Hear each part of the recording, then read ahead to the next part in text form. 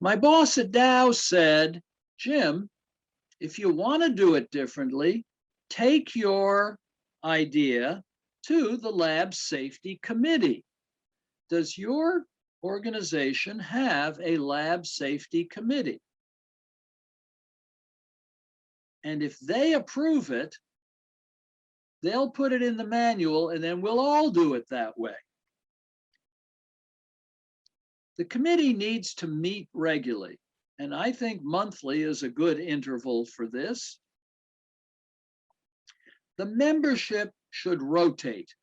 If you have 30 people working in your lab, how about taking 6 and making them the members?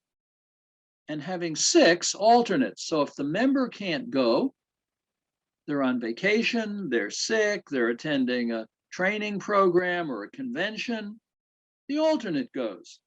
And after the first year, every 2 months, the member goes off, the alternate takes over, and a new alternate is appointed. Now, with 30 people, that's going to be 6 a year. That's going to take 5 years for everybody to serve. You see, it isn't something that Jim and VJ and Raj do because we think this is fun and important, and we'll let the other folks do the important stuff, the science.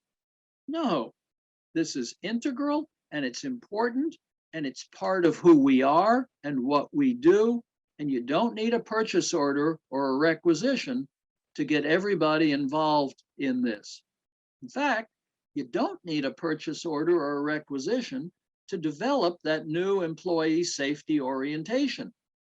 At the next staff meeting, why don't you give out a blank sheet of paper? Better yet, get the supervisor of the group, the leader of the group, to give out a blank sheet of paper, because we like to say the dog sled can't go any faster than the lead dog.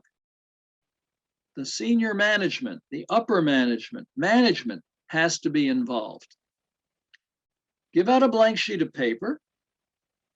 Ask people to write down what are the 10 most important things a new employee should know about working safely if they're going to be in our group. Let's suppose your group has 10 people working in that group. Okay, the head of the group ends up with 10 sheets of paper with 10 items, 100 suggestions. She or he can rank order them and build what we call the David Letterman top 10 list. And at the next meeting, give everybody a copy of the whole thing, rank ordered with the counts, and assign 1 to each of the 10 people and say, okay, for the next 10 months, we're going to talk about these things. Or at the next meeting, I want you all 10 of you, to talk for 2 minutes about what's important with this particular item. So what happens? The supervisor doesn't tell them what's important. The supervisor lets the employees tell the supervisor what they believe is important.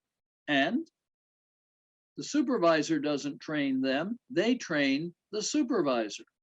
And what has the supervisor done? They've gotten everybody involved in safety in several staff meetings. And this is the goal. Every time the group gets together, safety is going to be on the agenda in some way.